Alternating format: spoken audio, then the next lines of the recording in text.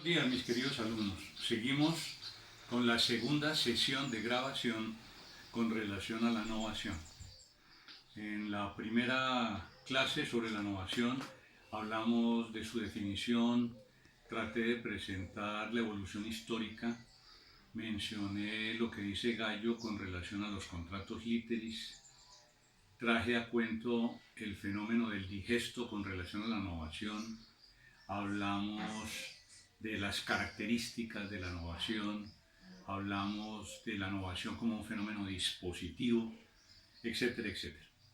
Terminamos mencionando la clasificación de la novación, clasificación que considera que la novación es objetiva por cambio de objeto, subjetiva por cambio de sujeto activo, subjetiva por cambio de sujeto pasivo y la novación causal cuando se cambia la causa. El fenómeno que de pronto me queda pendiente antes de empezar a tratar la delegación es la novación objetiva desde el punto de vista o bien del objeto de la prestación o bien desde el punto de vista de la causa, y particularmente desde el punto de vista del derecho mercantil. Hay una figura que ha hecho carrera en el último tiempo que muchos tratadistas consideran como una figura clara desde el punto de vista de la novación mercantil. Lo que sucede es que el Código de Comercio no tiene normatividad típica sobre la novación. Al fin y al cabo, la disposición del 822 hace una remisión muy grande al Código Civil cuando manifiesta que si en el Estatuto Mercantil no hay disposiciones que refieran sobre la naturaleza, la existencia, la validez, el desarrollo de las obligaciones mercantiles, en esos temas se aplicarán las civiles. ¿Qué sucede cuando entre los comerciantes o aún entre personas que no son comerciantes se cambia una obligación, como por ejemplo pagar una suma de dinero en un contrato de compra-venta, como por ejemplo pagar el saldo insoluto de un contrato de mutuo cuando hay muchas cuotas atrasadas en el contrato de mutuo, o cualquier otra obligación dineraria, y se cambia por un título valor? Título valor de contenido crediticio, título valor que representa exactamente el fenómeno mercantil. Hablo de una letra de cambio, de un cheque, de un pagaré, para hablar de los títulos valores de contenido crediticio y no mencionar las acciones, la carta de porte, el conocimiento de embarque, la factura cambiaria de compraventa o de transporte. De manera que yo le debo a Natalia 50 millones de pesos, soy su deudor, la obligación está vencida, no tengo con qué pagar, y le ofrezco a Natalia cambiarle esa obligación. Seguimos siendo los mismos sujetos, pero para reemplazar ese objeto de prestación de los 50 millones de pesos, emito un título valor, libro, entrego una letra de cambio, un pagaré con determinado plazo. ¿Será que ese pagaré que se entrega en reemplazo del precio insoluto, de la cantidad de vida insoluta, constituye novación? ¿Y cuál es la reglamentación al respecto? Porque en materia civil no lo dice el código, y en materia de dación en pago hablamos de cambiar cosas o de cambiar hechos por derechos, nomen iuris. Pues bien, en materia del Código de Comercio hay una disposición aplicable y pertinente que dice lo siguiente y que ustedes tendrán siempre presente. El artículo 882. La entrega de letras, cheques, pagarés y demás títulos valores de contenido crediticio por una obligación anterior valdrá como pago de esta, si no se estipula otra cosa, pero llevará implícita la condición resolutoria del pago en caso de que el instrumento sea rechazado o no sea descargado de cualquier manera.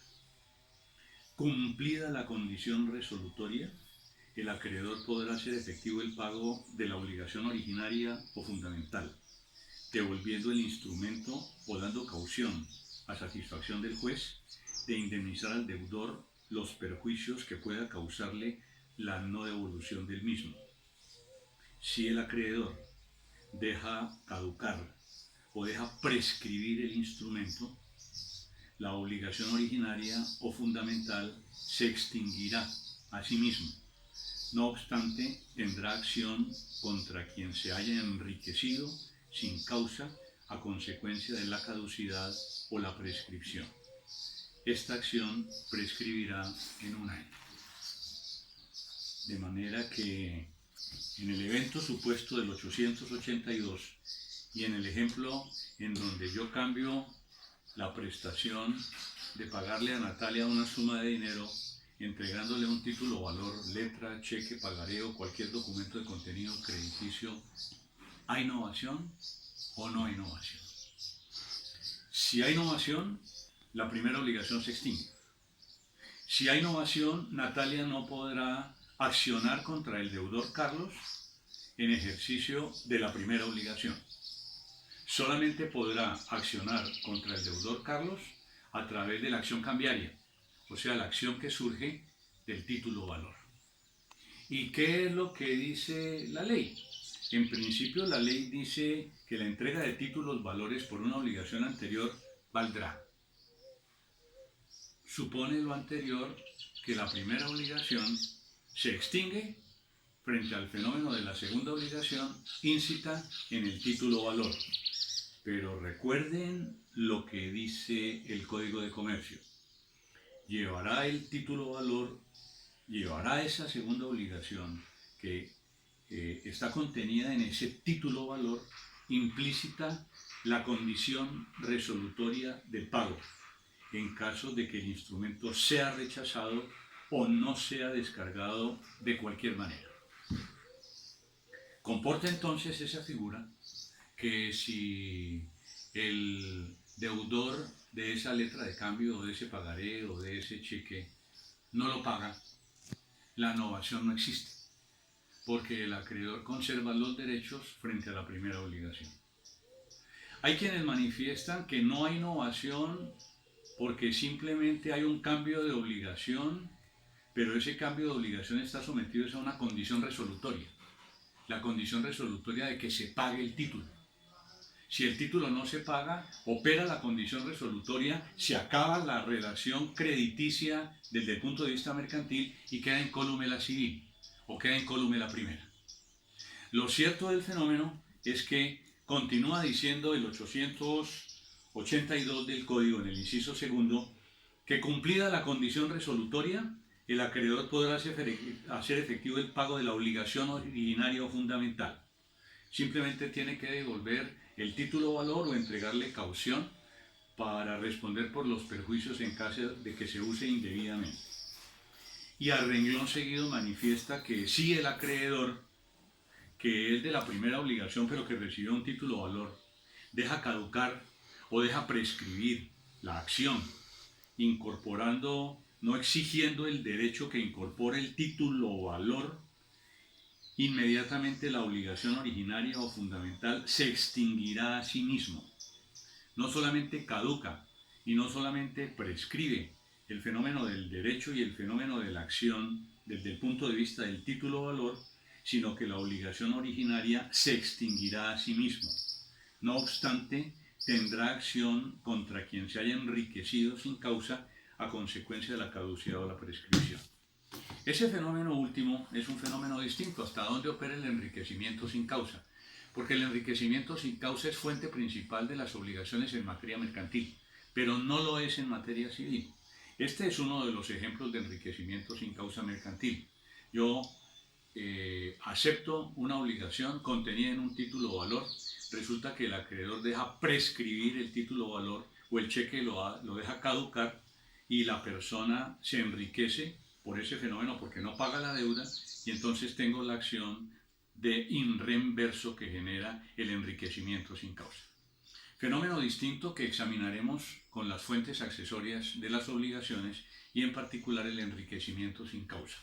Pero sí quería traer a colación esta situación porque es muy frecuente en la vida civil y en la vida mercantil que de pronto el acreedor y el deudor convengan en cambiar esa obligación dineraria que es insoluta o en cambiar esa obligación de entregar una cosa, cuerpo cierto o bien de género, mediante la entrega de un título o valor de contenido crediticio que lleva íncito ese derecho de crédito. Pues la disposición está manejada y desarrollada en el artículo 882 del Código Civil, del Código de Comercio, que ustedes no podrán olvidar, porque es la única que existe al respecto. Siguiendo con la clasificación de la novación, explicaremos la figura de la delegación. Como les dije antes, la delegación es una forma de novación en virtud de la cual se cambia el sujeto pasivo, vale decir, el deudor. El acreedor tiene un deudor, primera obligación, por cualquier situación, por cualquier circunstancia, se cambia de deudor, el deudor primitivo abandona esa primera relación obligacional, surge una segunda relación obligacional con un segundo deudor, que lógicamente es distinto del primero. El acreedor tiene derecho de crédito contra ese segundo deudor, lo ha convenido, lo ha aceptado, todos lo han aceptado, hay ánimos novandi, y se presenta el fenómeno de la delegación. De manera que la situación de la delegación está contenida por lo menos en 6 artículos típicos del Código en materia de novación: el 1691, el 1694, el 1695, el 1696, el 1697 y el 1698. Expliquémonos todos para que ustedes puedan tener un concepto claro sobre el tema. Reitero, hablo de la delegación, no hablo de la expromisión. Significa la figura que el primitivo deudor consiente en el cambio de deudor, bien sea porque él se lo presenta al acreedor, bien sea porque ese primitivo deudor hace negocio con el acreedor, no importa, pero hay un consentimiento frente al cambio de deudor y ese consentimiento lo expresa, en primer lugar, el deudor primitivo, en segundo lugar, el acreedor, y en tercer lugar, la persona que asume nuevamente o asume la posición de deudor.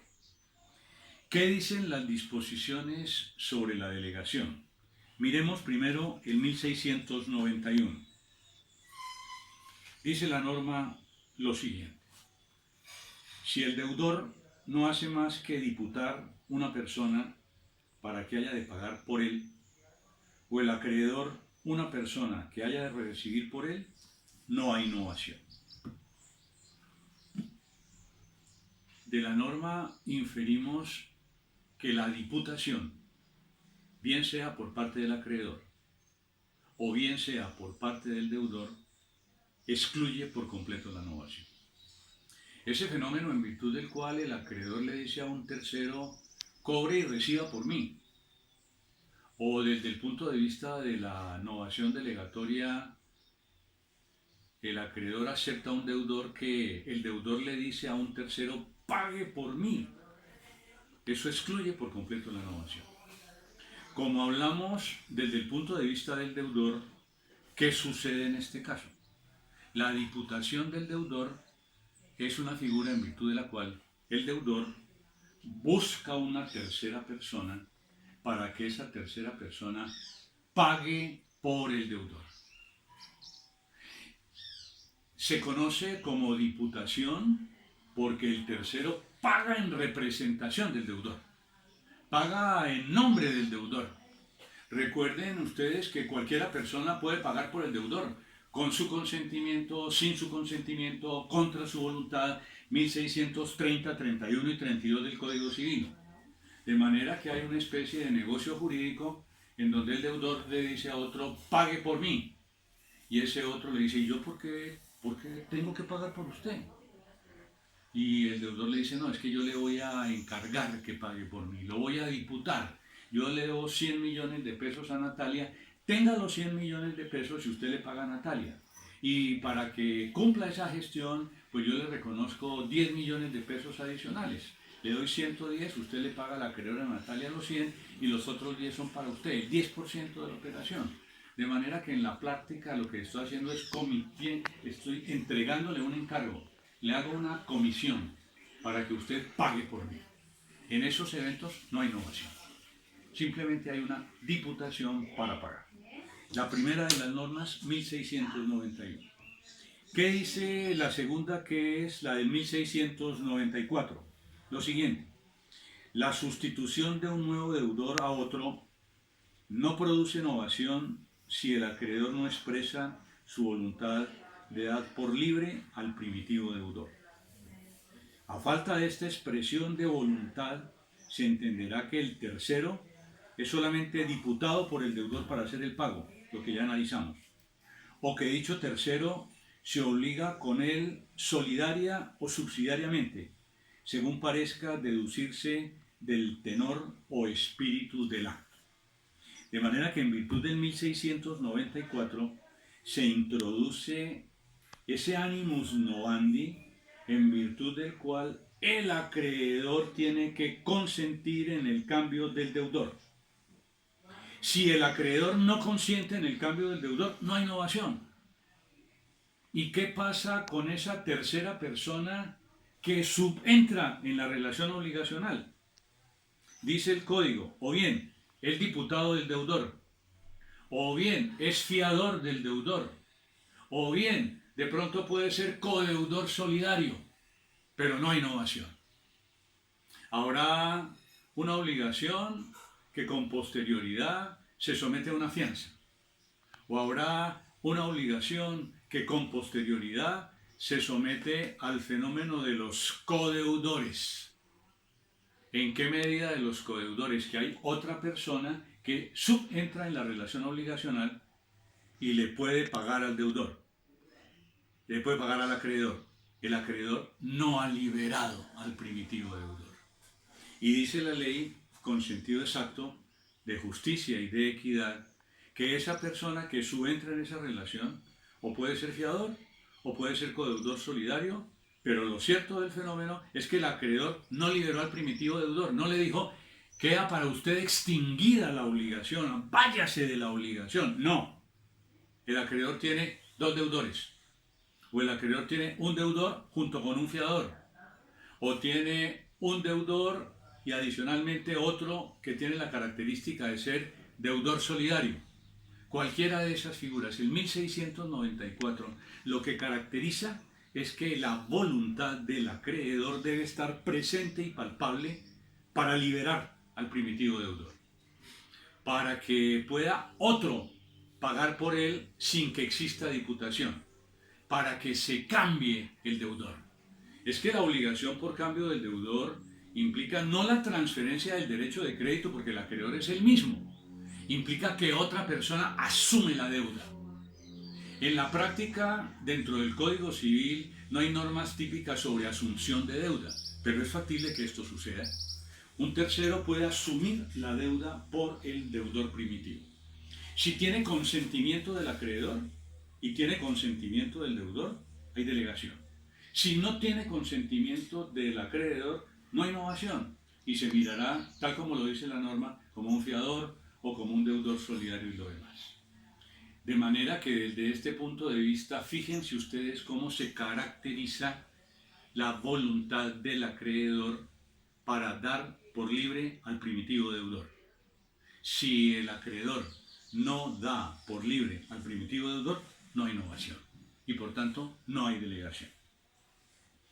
Dice la disposición del 1695 lo siguiente: si el delegado es sustituido contra su voluntad al delegante, no hay innovación, sino solamente cesión de acciones del delegante a su acreedor. Y los efectos de este acto se sujetan a la regla de la cesión de las acciones o cesión de los derechos de crédito, artículos 1959 y siguientes del Código Civil que ya estudiamos. O sea, en términos sencillos, el delegado es sustituido contra su voluntad al delegante. Hablamos de la delegación en donde hay un delegado, perdón, donde hay un delegante, hay un delegado y hay un delegatario. Y esa persona que es el delegante es sustituido contra su voluntad.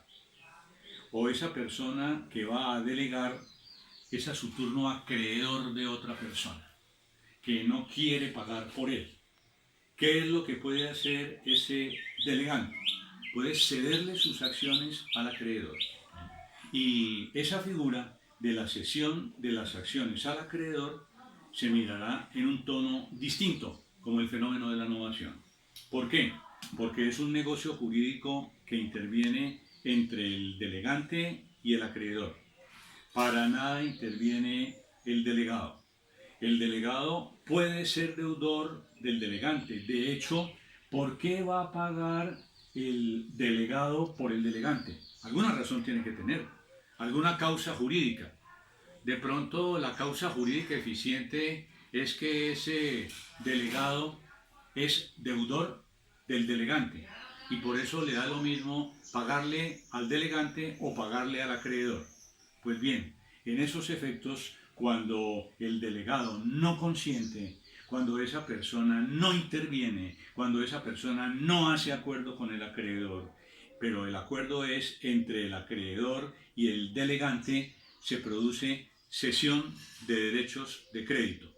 El delegante es acreedor de un tercero. El delegante cede los derechos de crédito que tiene contra ese tercero. ¿A quién se los cede? Al acreedor. El acreedor queda investido del derecho de crédito que tenía el delegante. Y allí no hay novación. Eso es lo que dice la disposición del artículo 1695. ¿Qué dice el 1696? El acreedor que ha dado por libre al acreedor primitivo, allá hay un error en la transcripción, no es que ha dado por libre al acreedor primitivo, sino que ha dado por libre al deudor primitivo. Eso es lo que dice el Código Civil chileno, y ustedes lo deben entender así.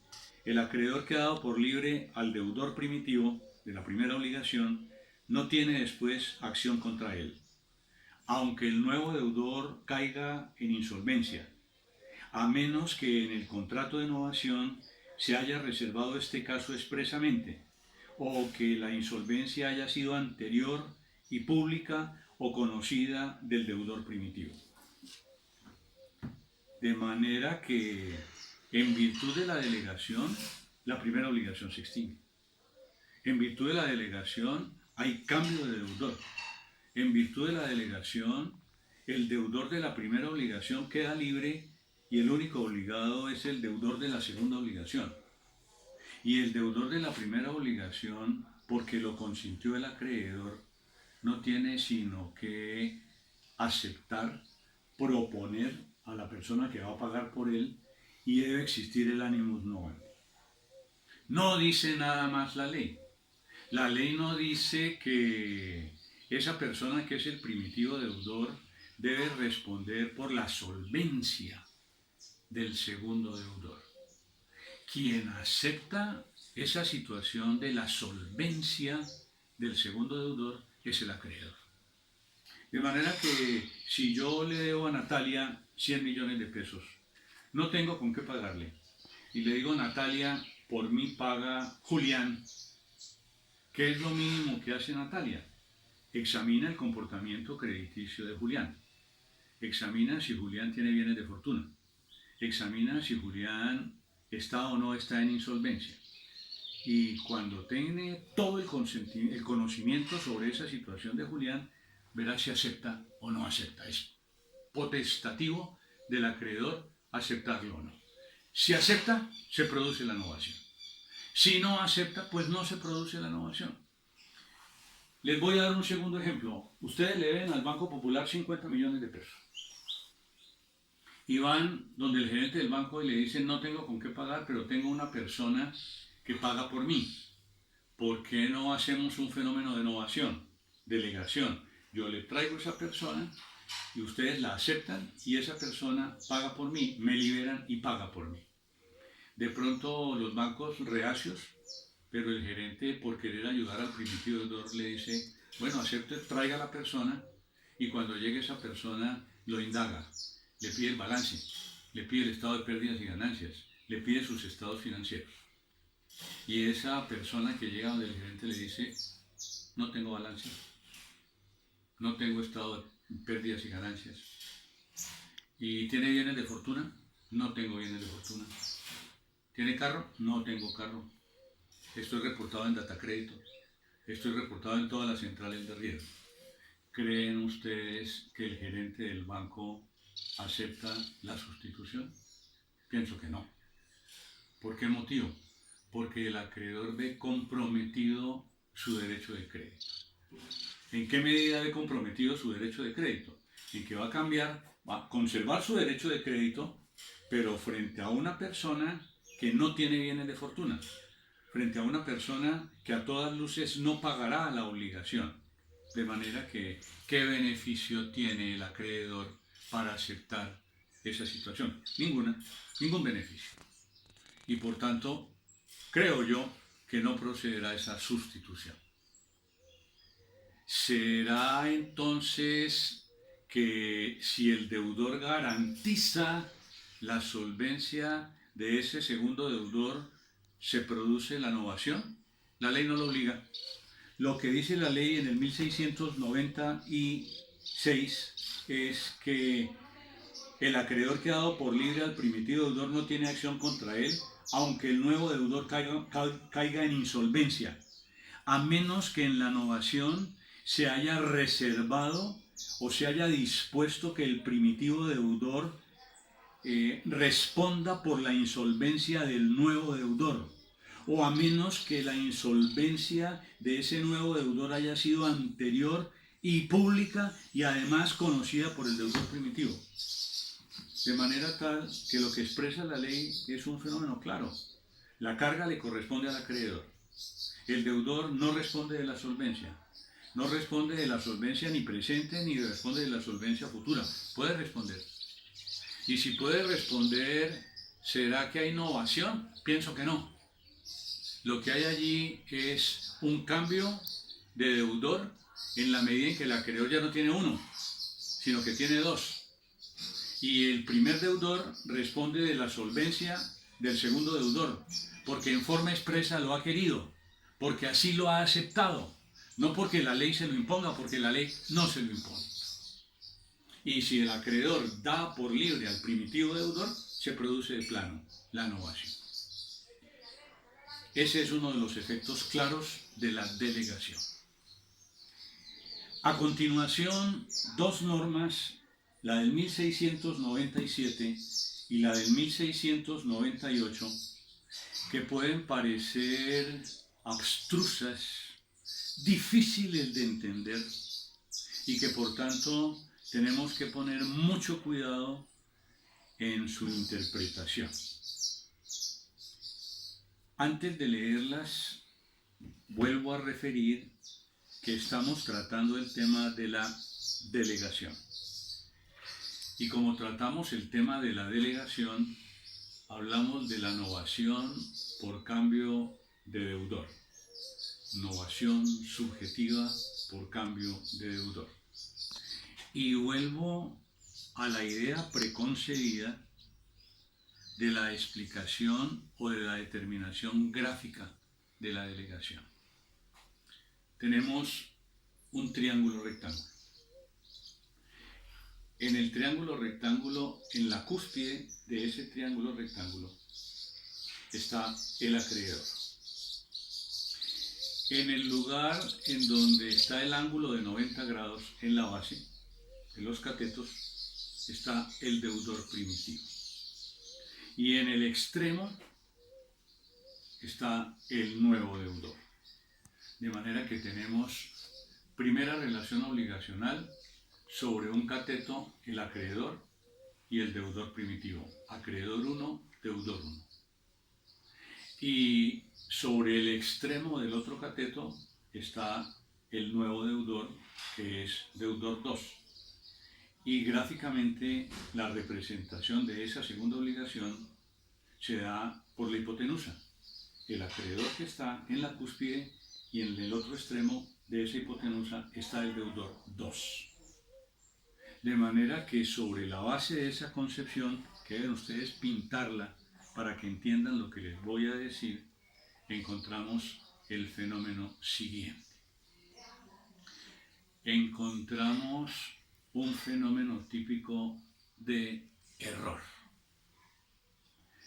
No error como vicio del consentimiento para generar la nulidad, sino error con motivo de que el deudor paga al acreedor frente a un fenómeno de error.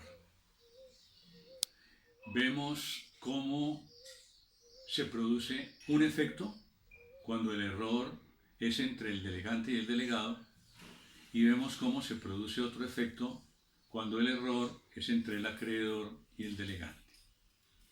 De manera que, permítanme, leo la primera disposición, la del 1697, vuelvo a tratar de encuadrarla en la gráfica para que ustedes la entiendan y miramos los efectos de esa delegación.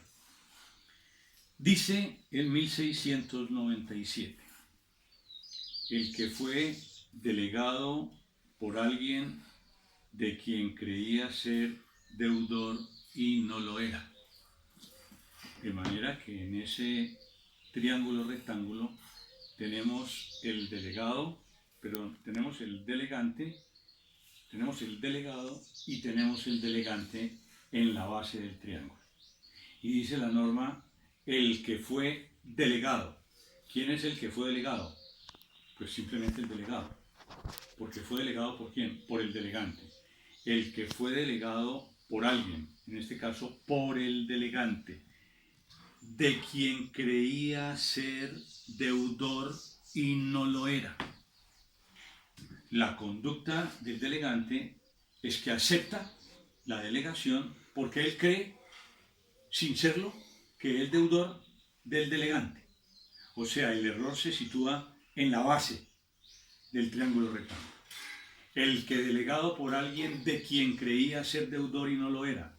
Estaba en un error. No era deudor. El delegado no era deudor del delegante. Perfecto. Ese es el fenómeno fundamental de la disposición del 1697.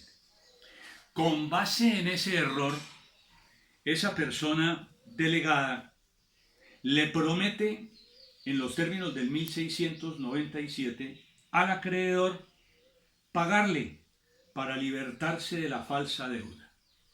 De manera que el deudor 2 va donde el acreedor y le dice, acreedor, como yo soy deudor del delegante, yo le prometo a usted que le voy a pagar por el delegante. Yo creo que soy deudor del delegante y yo le prometo a usted que le voy a pagar. Ahí hay un error y todavía el error no lo ha advertido el delegado, pero por eso le promete pagarle al acreedor para libertarse de la falsa deuda. ¿Esa promesa es válida? ¿Esa promesa es inválida? Dice el 1697 que es obligado el delegado al cumplimiento de su promesa. ¿Qué significa que es obligado? Pues que tiene que pagarle al acreedor. Pero le quedará salvo su derecho contra el delegante para que pague por él o para que le reembolse lo pagado. De manera que, unidas todas las premisas de esa disposición del 1697, analizado el fenómeno del error que en principio no conoce el delegado, y el delegado, prevalido de ese error, va donde el acreedor y le promete pagar, dice el 1697 que la promesa es válida. Tiene que pagar. ¿Por qué tiene que pagar? Porque lo prometió, porque lo consintió, porque lo aceptó y porque previamente el acreedor liberó al deudor. Entonces tiene que pagar. Esa promesa es válida. ¿Y qué sucede con el error? Cuando él advierte el error, la ley le da dos opciones. Cuando esa persona advierte el error, le da dos opciones. Si advierte el error antes de pagar, pues va donde el delegante y le dice: yo no soy deudor suyo, de manera que usted debe cumplir su obligación. Y si por cualquier motivo el delegado le paga al acreedor y satisfizo la deuda y cumplió su promesa, tiene acción para que el delegante le devuelva lo que pagó. No tiene acción contra el acreedor. No tiene la acción del pago de lo no debido. El que por error hace un pago y prueba que no lo debía tiene derecho a repetir lo pagado. 2313, 2315. La acción no es contra el acreedor. La acción es del delegado contra el delegante. Por eso dice el código al respecto en el 1697, es obligado al cumplimiento de su promesa, pero le quedará salvo su derecho contra el delegante para que pague por él. Oiga, delegante, pague porque yo no estoy obligado, porque ahí hay un error. Yo no soy su deudor. O si ya pagó, para que le reembolse lo pagado. De manera que desde este punto de vista, en el fenómeno de la delegación y con base en el 1697, surgen dos acciones diferentes para el delegado. La acción de pedirle al delegante que le restituya lo que pagó cuando ya ha pagado previamente, o la acción de decirle al delegante: pague usted porque en realidad yo no soy su deudor. De manera que esa es una de las consecuencias típicas de la delegación prevista en el artículo 1697 del Código Civil. El asunto no es que sea complejo, el asunto es un poco de cuidado, pero todo en la vida es de cuidado, todo en la técnica es de cuidado. Estudien con rigor el 1697 y verán paso a paso cuál es su desarrollo. ¿Qué dice la disposición del 1698? Dice: el que fue delegado por alguien que se creía deudor y no lo era, no es obligado al acreedor. Y si paga, en el concepto de ser verdadera la deuda, se halla para con el delegante en el mismo caso que si la deuda hubiera sido verdadera, quedando a salvo su derecho al delegante para la restitución de lo indebidamente pagado. De manera que las disposiciones son distintas. En el 1698, el error no es entre el delegante y el delegado. El error es entre el acreedor y el delegante. De manera que el error está en el cateto que determina la relación entre el acreedor y el primitivo deudor. El primitivo deudor se considera que es deudor del acreedor sin serlo. Está en un error. Hay un error. No es el error anterior del 1697 entre el delegante y el delegado. No, es el error en el fenómeno jurídico del crédito entre el acreedor, que aparentemente tiene el derecho de crédito, contra el deudor primitivo. Solo que el deudor primitivo no es deudor, no debe, está en un error. ¿Cuándo sale de ese error? Pues me imagino que sale de ese error después de que se produce todo el fenómeno que trae el 1698. Entonces, el delegante le dice al delegado: pague por mí. El delegado va donde el acreedor y le dice: yo voy a pagar por usted, y yo me ofrezco y yo me comprometo a pagarle por usted. Lo que sucede frente a ese fenómeno es que el segundo deudor, o sea, el delegado, le puede pagar al acreedor, o el delegante puede advertir el error y decirle: un momento, no vaya a pagar. ¿Por qué motivo? Porque aquí hay un error.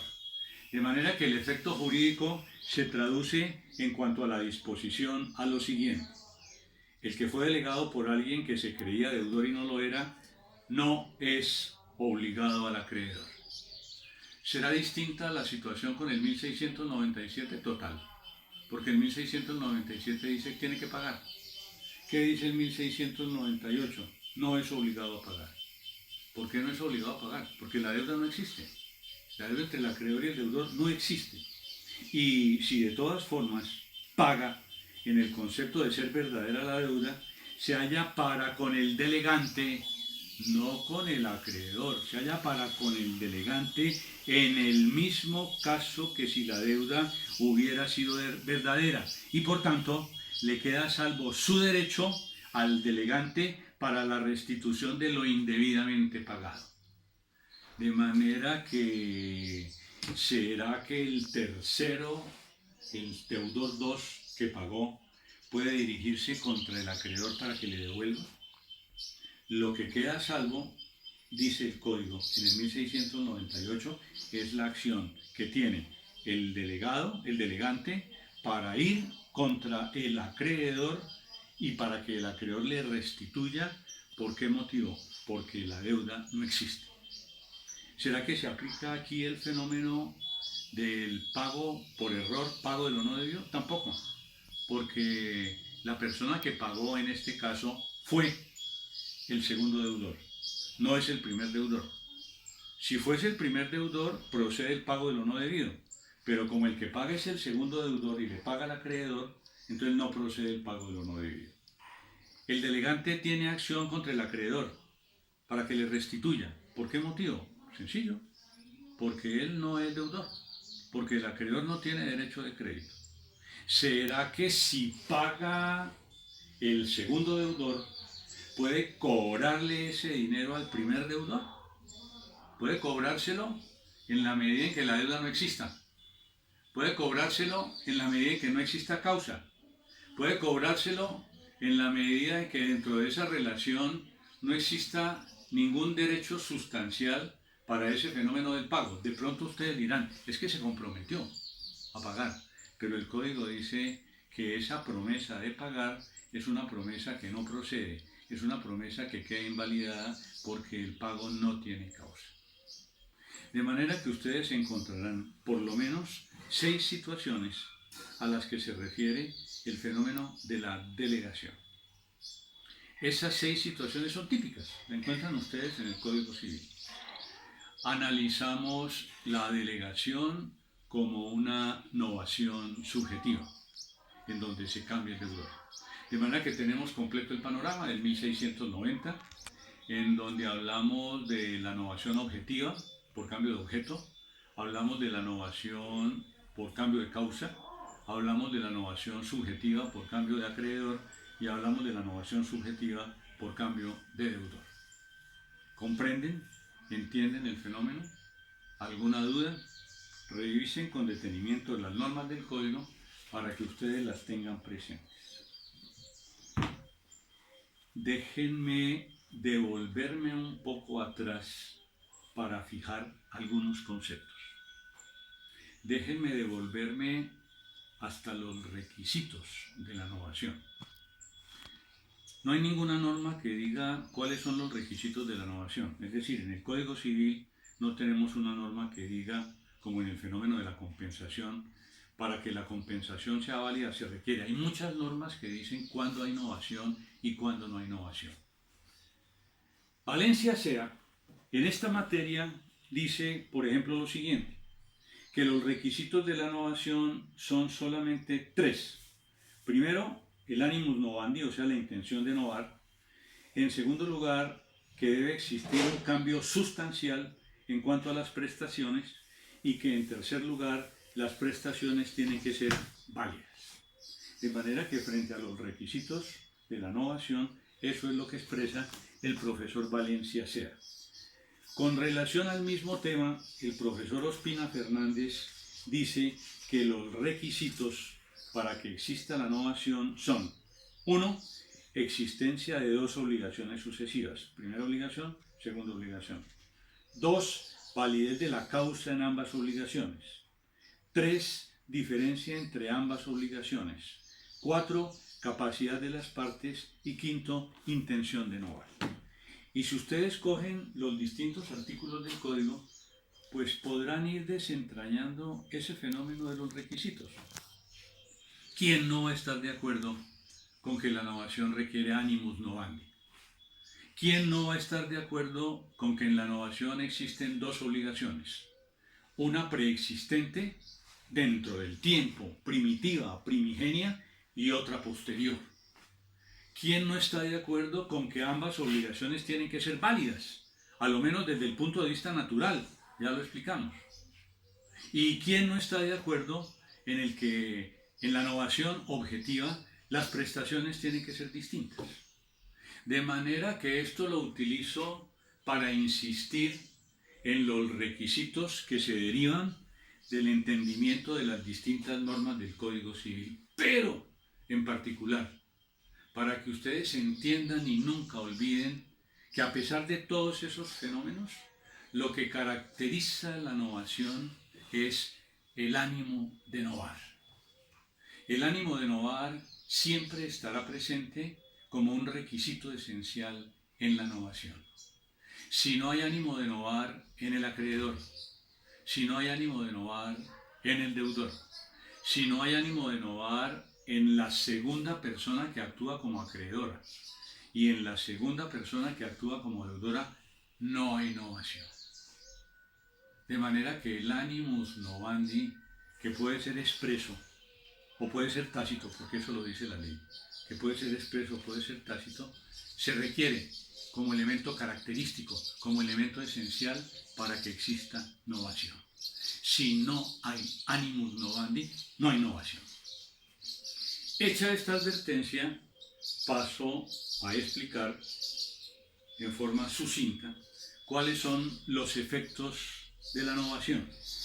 Y esos efectos de la innovación están consagrados en el Código a partir del 1699, 1700, 1701, 1702, 1703, 1704. Tenemos presente la definición del 1687, porque la definición es monstrum iuris, en virtud del cual se extingue la primera obligación y se crea una nueva obligación, pues necesariamente implica que si se extingue la primera obligación, se extingue con todo. Se extingue en forma completa. Se muere. Ya no hay acreedor, ya no hay deudor, ya no hay objeto. Si hay fianzas, prendas o hipotecas, estas desaparecen. Si hay prelaciones o privilegios, estos desaparecen. Cualquier caución desaparece. La solidaridad desaparece. La primera obligación se muere por completo. De manera que el efecto inicial, general, en los términos de la definición de la innovación, es que la primera obligación no subsiste. La primera obligación se acaba. La primera obligación es sustituida íntegramente por la segunda. No es que quede parte y parte, algunas cosas y otras. No, es que la primera obligación se acabó. Y los efectos de esa situación que les estoy expresando los consagra el Código. Vamos a leer uno por uno los artículos que mencionan los efectos a partir del 1699 y me permitiré explicarlos. También me permitiré, sobre todo en materia de prenda y de hipoteca, ver cómo algunos tratadistas, como los que he mencionado, Valencia Sea y Ospina Fernández, dicen que el efecto no es total, sino que de pronto puede ser un efecto parcial. Bien, la primera norma al respecto es la del 1699. ¿Qué dice la disposición del 1699? De cualquier modo en que se haga la innovación, o sea, innovación objetiva, innovación subjetiva, innovación por causa, de cualquier modo en que se haga la innovación, se quedan por ella extinguidos los intereses de la primera deuda si no se expresa lo contrario. De manera tal que, si hablamos de una obligación dineraria, o hablamos de una obligación de cambiar la primera, que es dineraria, por un cuerpo cierto, no le pago a Natalia los 100 millones de pesos que le debo, sino que me comprometo a entregarle el caballo clavileño, novación objetiva por cambio de objeto. ¿Qué pasa con el componente de la obligación dineraria? Sabemos que esta comporta capital, intereses corrientes, intereses moratorios, gastos de transferencia, indemnizaciones, que serían los intereses corrientes. Si se extingue la primera obligación, se extingue el capital, se extinguen los intereses corrientes, se extinguen los intereses moratorios, se extinguen los dineros y los gastos de la cobranza, se extinguen los dineros y los gastos correspondientes a las indemnizaciones de perjuicios, se extingue todo.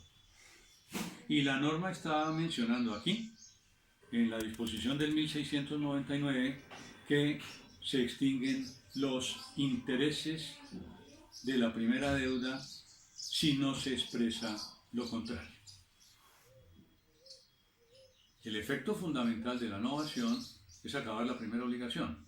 Y si la obligación es dineraria, pues simplemente se acaba esa obligación por completo.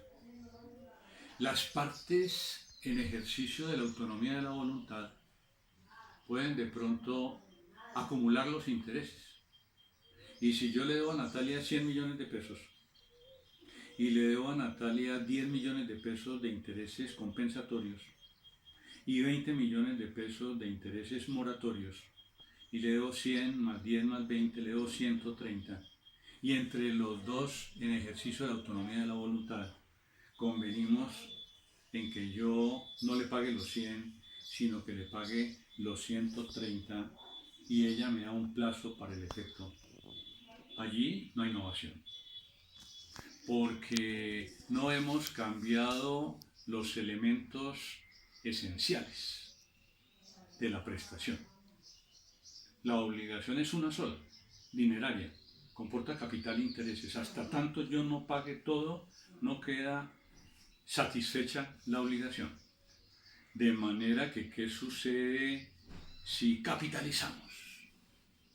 ¿Qué sucede si esos intereses corrientes y esos intereses moratorios se juntan, se reúnen? Ya no debo 100, sino que debo 130 y me obligo a pagarlos después. ¿Será que hay innovación? No, ahí no hay innovación. Pero si cambio la deuda de los 100 millones de pesos con los intereses corrientes de 10, con los intereses moratorios de 20, por caballo clavileño, o por construir una casa, o por cualquier otra prestación, y existe novación, la primera obligación se termina con todos sus componentes. De manera que entenderán ustedes cuál es el efecto de la primera obligación cuando esta es una obligación dineraria, se cambia de objeto o la asume otro sujeto. 1700. Sea que la novación se opere por la sustitución de un nuevo deudor o sin ella, los privilegios de la primera se extinguen por la novación, donde se regulan los privilegios de las obligaciones. En las normas sobre la prelación de créditos, artículos 2488 y siguientes. 2494 gozan de privilegio los créditos de la primera, segunda, tercera, primera, segunda y cuarta clase. El 2495 dice sobre los créditos de la primera clase. El 2496 sobre los de la segunda clase. 2497. El 2499 sobre los créditos de la tercera clase. Y se establecen los grados. Saben ustedes, lo vimos en materia de la subrogación legal y lo vimos en materia de la cesión de los derechos de crédito, cómo estas deudas, tanto en el derecho civil como en el derecho mercantil, en materia de concurso se pagan de acuerdo con una prelación. Si la primera obligación tiene prelación o tiene privilegio y se cambia por una segunda obligación, el privilegio desaparece. Si la deuda es privilegiada porque es la deuda de un trabajador y se cambia porque un tercero la asume y va a pagar y de hecho paga, el privilegio se acaba. El privilegio de la primera clase de los créditos que conforman el primer grado, que es privilegiado. Lo anterior implica en forma sencilla el fenómeno de que se extingue la obligación principal, capital, intereses, gastos y costas. Si tiene privilegio, se extingue el privilegio. Si tiene fianza, se extingue la fianza. Si tiene prenda o hipoteca, se extingue la prenda o la hipoteca. Si tiene solidaridad, se extingue la solidaridad. Con relación a la prenda y la hipoteca, lo veremos más adelante, puede existir una reserva de ellas, pero en principio, frente al fenómeno de los privilegios se extinguen al extinguirse la primera obligación. ¿Qué dice la norma del 1701? Aunque la novación se opere sin la sustitución de un nuevo deudor, o sea, también hablamos de una novación objetiva, las prendas e hipotecas de la obligación primitiva no pasan a la obligación posterior, a menos que el acreedor y el deudor convengan expresamente en la reserva. Inciso segundo, pero la reserva de las prendas e hipotecas de la obligación primitiva no valen cuando las cosas empeñadas e hipotecadas pertenecen a terceros que no acceden expresamente a la segunda obligación. Tampoco vale la reserva en lo que la segunda obligación tenga de más que la primera. Si, por ejemplo, la primera deuda no producía intereses y la segunda los produjere, la hipoteca de la primera no se extenderá a los intereses. Las normas sobre reserva de prendas y reserva de hipotecas están contenidas en el 1701 y en el 1702. Son las únicas dos normas que el Código establece frente a esa situación de las reservas. El 1703 dice cómo no puede tener efecto la reserva de las prendas y las hipotecas frente al fenómeno de la formalidad, pero en la práctica la reserva de la prenda y la reserva de la hipoteca están consagradas en las disposiciones del 1701 y del 1702. Paso a explicar la teoría general de las prendas y de las hipotecas para que ustedes la entiendan en materia de novación. El acreedor Natalia le presta 50 millones de pesos al deudor Carlos y le dice: Carlos, yo necesito que usted me garantice el pago de los 50 millones de pesos. Vale decir, yo exijo que usted me dé una garantía. Y esa garantía puede ser una garantía prendaria o puede ser una garantía hipotecaria. Estamos hablando de los contratos de garantía, de manera que la garantía puede ser prendaria o hipotecaria. La prenda opera sobre bien mueble, la hipoteca opera sobre bien inmueble, de manera que el objeto es distinto. En la prenda el objeto es un bien mueble, en la hipoteca el objeto es un bien inmueble. Tanto el bien mueble como el bien inmueble se constituyen en garantía del acreedor para pagarse. Si el deudor no paga, ¿qué hace el acreedor? Va donde el juez de la República, le dice: juez, soy acreedor prendario, aquí está la prenda, o la prenda es tal. Juez, soy acreedor hipotecario, la prenda es sobre un inmueble, aquí están los certificados, etcétera, etcétera. Venda la cosa mueble, venda la cosa inmueble, pública subasta, y con su producto me paga. De manera que en una relación obligacional, el deudor puede ser deudor prendario, o el deudor puede ser deudor hipotecario. El deudor, dentro de la relación obligacional, constituye la prenda o constituye la hipoteca. Primer evento. ¿Será que la prenda y la hipoteca pueden ser constituidas por terceros? O sea, ¿será que un tercero que es por completo ajeno a la relación obligacional puede decirle al acreedor: oiga, acreedor, si el deudor no le paga, yo le pago y para el efecto le constituyo una prenda? o le constituyo una hipoteca, miremos las normas sobre la prenda y sobre la hipoteca para saber qué dicen al respecto. En primer lugar, el fenómeno de la prenda. La prenda está regulada en los artículos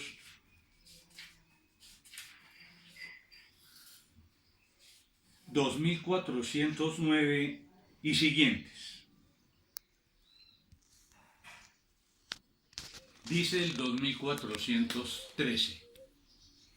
La prenda puede constituirse no solo por el deudor, sino puede constituirse por un tercero cualquiera que hace este servicio al deudor. De manera que en los términos del 2413, un tercero puede constituir una prenda a favor del acreedor para hacerle un servicio al deudor. ¿Y qué dice sobre el fenómeno de la hipoteca? Lo propio. Con relación al fenómeno de la hipoteca,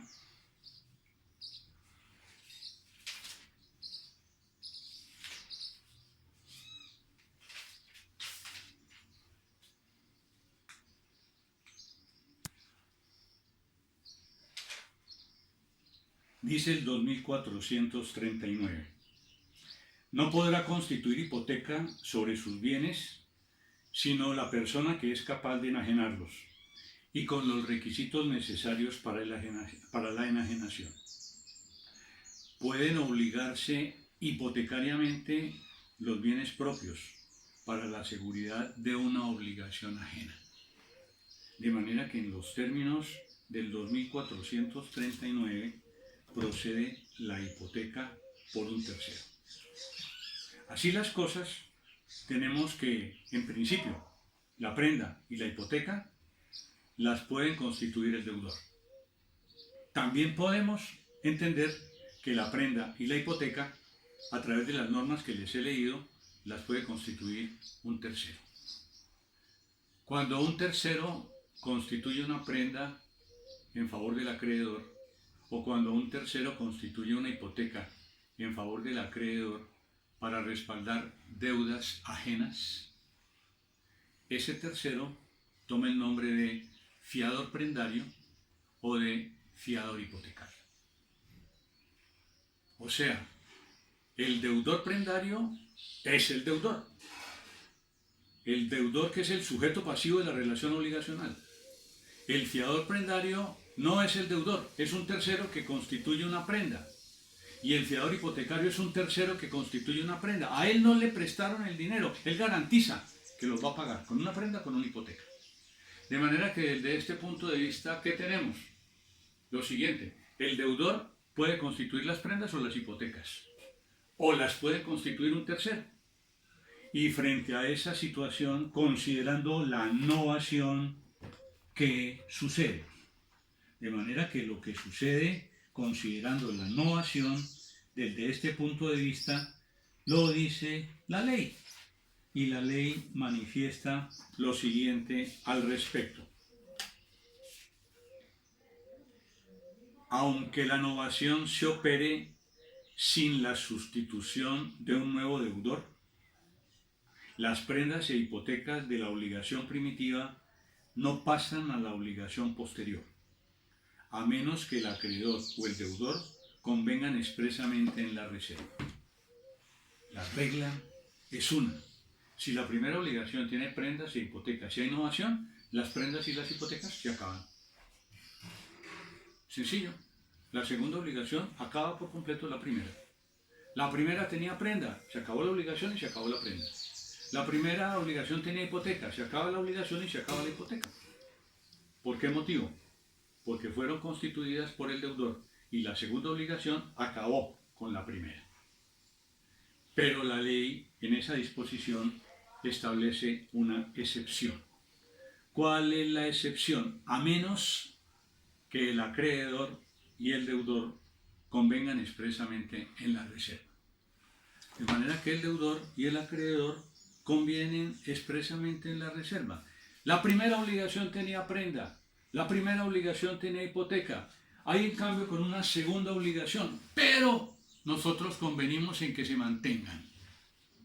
Hay una reserva de prenda y hay una reserva de hipoteca porque así lo quieren en ejercicio de la autonomía de la voluntad el deudor y el acreedor.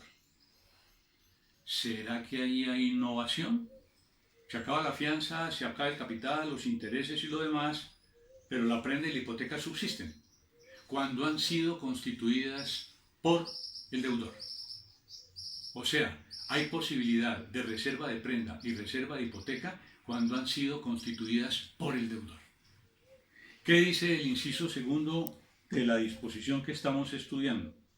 La reserva de las prendas y la reserva de las hipotecas en la obligación primitiva no valen, no hay, no se dan cuando las cosas empeñadas o hipotecadas pertenecen a terceros, fiador prendario, fiador hipotecario, que no acceden expresamente a la segunda obligación. De manera que si la prenda y la hipoteca no la constituyó el deudor, sino que hay un fiador prendario o hay un fiador hipotecario, no van las reservas de la prenda ni las reservas de las hipotecas. No van. No hay ninguna posibilidad. Sencillo. El deudor no las ha constituido.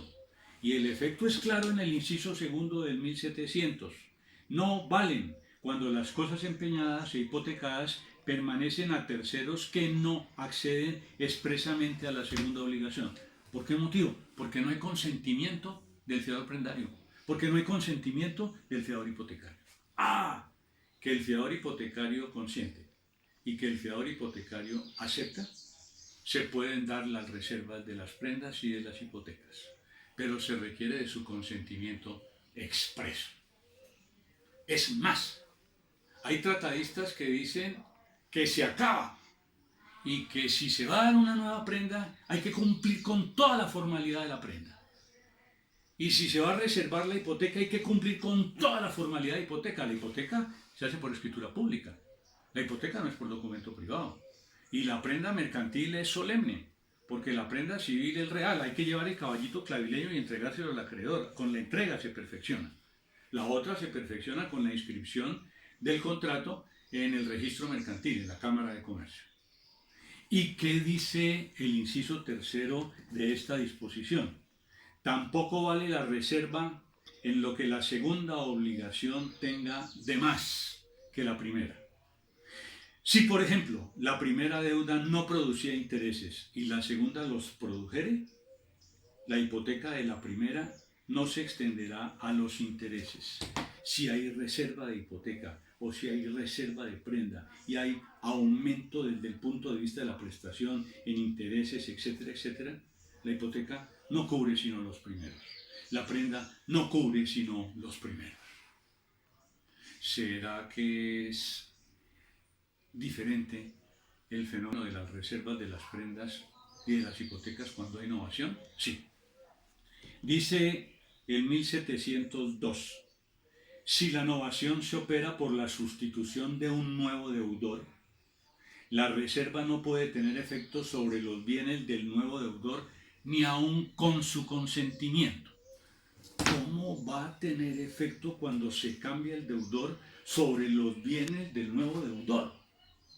Si es que la persona que tiene que consentir y consiente es el nuevo deudor. Y si el nuevo deudor va a otorgar prendas e hipotecas, tienen que ser nuevas. Y tiene que otorgarlas él. Porque la prenda solamente la puede gestionar quien tiene la posibilidad de enajenar en materia mercantil. Y en materia civil, la única persona que puede hipotecar es el dueño. Eso es lo que dicen las normas sobre hipoteca y sobre prenda. De manera que si se cambia el deudor y es un nuevo deudor, ¿será que el primitivo puede consentir con la reserva de la hipoteca y la prenda en los términos de la ley? No. Que el segundo consienta y otorgue prendas e hipotecas, perfecto, son nuevas. Ahí no hay ni siquiera reserva de prenda, no hay ni siquiera reserva de hipoteca, son nuevas, enteramente nuevas. Dice la disposición en el inciso segundo y si la novación se opera entre el acreedor y uno de sus deudores solidarios, la reserva no puede tener efecto sino relativamente a este.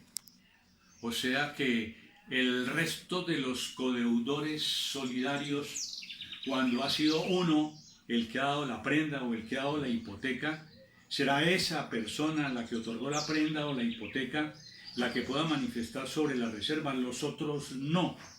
Las prendas y las hipotecas constituidas por sus codeudores solidarios se extinguen, a pesar de toda estipulación contrario, salvo que estos accedan expresamente a la segunda obligación. En términos sencillos, si ustedes van a leer a Ospina Fernández trae un fenómeno muy sencillo sobre esta situación. Si es el deudor el que ha constituido la prenda y la hipoteca, puede existir reserva de prenda. Y en esa medida nos queda un poco por entender cómo existe novación. Porque si la novación extingue la primera obligación con todo, y hay reservas de prenda o de hipoteca, ahí hay como otra especie de híbrido. Porque se extinguió la obligación en todo, pero no en la reserva o en la hipoteca, en la prenda de la hipoteca porque hay reserva. Y continúa Ospina Fernández diciendo, si hay fiador prendario o hay fiador hipotecario, no hay reserva de prenda. Simplemente tiene que concurrir esa persona a una nueva constitución de prenda o a una nueva constitución de hipoteca o en forma muy puntual a aceptarlas para que éstas puedan subsistir. De manera que ustedes tienen el comportamiento de la obligación dineraria, tienen el comportamiento frente a la fianza, tienen el comportamiento frente a la solidaridad, tienen el comportamiento frente a las prendas y las hipotecas, que se extinguen por regla general, pero que puede existir una especie de, como lo dice la ley, reserva de prenda o reserva de hipoteca. Dice el 1703, en los casos y en las cuantías en que no puede tener efecto la reserva de la prenda o de la hipoteca, podrán renovarse las prendas y las hipotecas, pero con las mismas formalidades que si se constituyen por primera vez, y su fecha será la que corresponda a la renovación.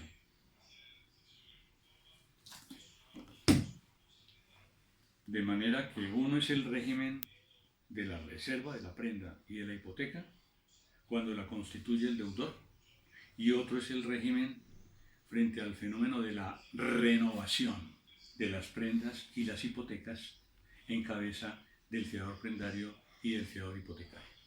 Y la ley insiste, lo caracteriza, porque prendas e hipotecas devienen como negocios jurídicos solemnes en materia del cumplimiento que establece el ordenamiento para el efecto. Se debe cumplir con la solemnidad. Y la solemnidad implica escritura pública y tradición. Y esa tradición implica inscripción del título en el competente registro, que será nuevo, que será del todo nuevo.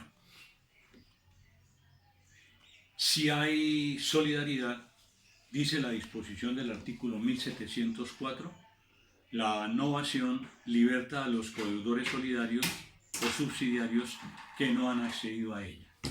De manera que si hay fianza o si hay deuda solidaria y el fiador no accede a la segunda obligación o los deudores solidarios no acceden a la segunda obligación, quedan liberados. Esas las características en materia de efectos de la novación. Para hablar de la obligación dineraria, para hablar de los contratos de garantía, fianza, prenda, hipoteca, para hablar de los privilegios y para hablar de la solidaridad. 5 o 6 disposiciones que mencionan al respecto. Por último, para terminar, quiero referirme a algunas pocas disposiciones del Código Civil en donde se manifiesta que no hay innovación. Si se dan determinadas situaciones, pero de pronto no hay innovación. O sea, que continúa la primera obligación incólume y en alguna medida responsables de ella las personas que son terceros vinculadas con la obligación. 1705. Cuando la segunda obligación consiste simplemente en añadir o quitar una especie, género o cantidad a la primera, los codeudores subsidiarios y solidarios podrán ser obligados hasta concurrencia de aquello que en ambas obligaciones conviene. De manera que no hay innovación. Lo que sucede es que los codeudores solidarios o los fiadores solamente podrán ser obligados en la segunda obligación hasta la concurrencia de aquello que en ambas obligaciones conviene. Hablamos en la práctica de las obligaciones alternativas. En la obligación alternativa se deben varias cosas. Se debe café o leche o maíz o miel o dinero, bajo la alternativa de deberlas determinadas. O debo café, o debo azúcar, o debo leche, o debo miel, o debo dinero. Pago con una de ellas. Si en una segunda obligación se quitan cosas, se quita el café y el dinero, o se agregan cosas, adicionalmente a las debidas agrego trigo y arroz y azúcar. ¿Qué pasa con los codeudores? ¿Qué pasa con los fiadores? Solamente responden hasta la concurrencia de la primera obligación. No responden ni con lo demás, responden solamente a lo previsto con la primera obligación. ¿Será que allí hay innovación? En la práctica la doctrina dice no hay innovación, no se varían los elementos esenciales, pero los fiadores y los codeudores solamente responden en los términos previstos en la ley. 1706. Si la obligación se limita a imponer una pena para el caso de no cumplirse la obligación principal y son exigibles juntamente la primera obligación y la pena, los privilegios, fianzas, prendas, hipotecas subsistirán hasta concurrencia de la deuda principal sin la pena. Es lo que dice y lo que prevé el artículo 1594 que estudiamos en materia de obligaciones con cláusula penal. Dice el inciso segundo: mas si en el caso de infracción es exigible solamente la pena, se extenderá. Deben ustedes entender la expresión por la siguiente: se entenderá novación del de que el acreedor exige solo la pena, y quedarán por el mismo hecho extinguidos los privilegios, las prendas, las hipotecas de la obligación primitiva, y exonerados los que solidaria o subsidiariamente accedieron a la obligación primitiva y no a la estipulación penal. Recordemos brevemente que en 1594, cuando habla de la obligación más la pena, somete el fenómeno del cobro de la obligación principal y el cobro de la pena a la situación de mora en que se encuentre el deudor. Y dice que si el deudor no está en mora, el acreedor solamente puede pedir el cumplimiento de la obligación principal. Y dice que si el deudor está en mora, el acreedor puede pedir o el cumplimiento de la obligación principal o la pena, cualquiera de las dos cosas a su arbitrio. Y dice que si las partes estipulan, determinan que el acreedor puede pedir lo uno y lo otro, podrá hacerlo, pero tiene que tener una consagración expresa.